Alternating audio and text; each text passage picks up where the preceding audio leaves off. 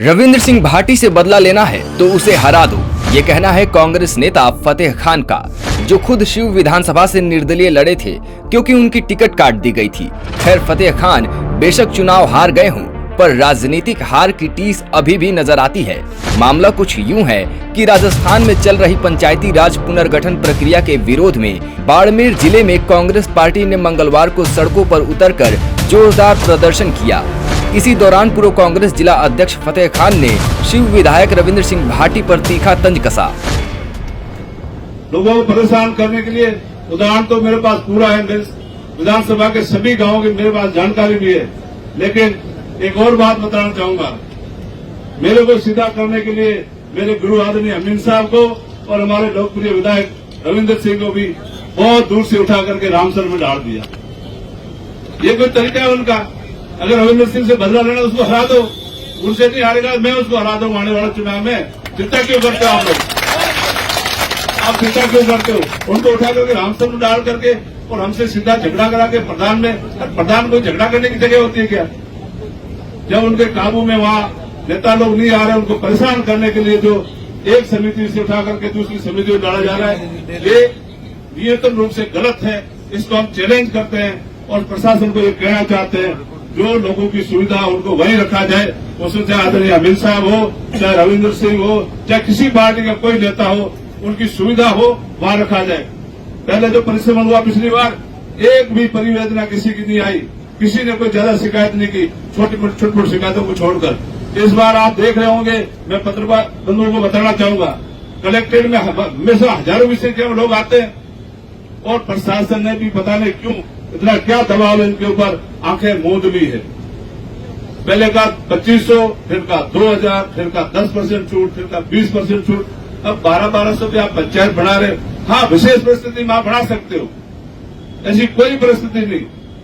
बिना परिस्थिति के, बिना कोई जरूरत के आप नई पंचायतें बनाने के लिए लोगों को परेशान कर रहे हैं, जनता को परेशान कर रहे हैं। किसी नेता को परेशान करें उससे कोई फर्क नहीं पड़ता, जनता को परेशान करना गलत है। और ये संवैधानिक जो हक है जनता का विरोध करने का, आप सावधान रहे, समझ जाए, इनको ठीक करें, लोगों की भावनाओं का कदर करें, इनको सुने। अगर इनको नहीं सुनेंगे तो बहुत बड़ा आंदोलन होगा और आने वाले समय में जिस पार्टी के पता नहीं क्या क्या नाम रख रखे हैं, कोई पावर सेंटर, कोई सुपर सेंटर, ये power centre, super centre permanent नहीं होते भाई। हालांकि ये बयान वायरल होने के बाद फतेह खान उन्हें अपना भतीजा बताने लगे और बताया कि नाराजगी किस कारण थी।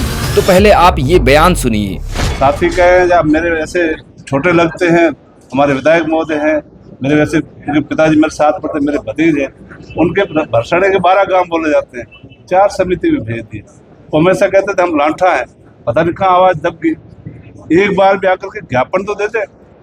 एक गांव डाल दिया किराड़ू में, दूसरा रामसर में, तीसरा ग्राम में, चौथा गडरा में। चिंता है, गलत हो रहा है। मैं मजाक में नहीं ले रहा उनका, मैं मजाक नहीं ले रहा। उनका जो संगठन है, एक गांव के, एक आपके मोहल्ले को तोड़ करके 4 वार्ड में डालते हैं, दर्द होता है। खिलाफ परमानेंट नहीं होते, ये खिलाफ लोग परमानेंट नहीं होते।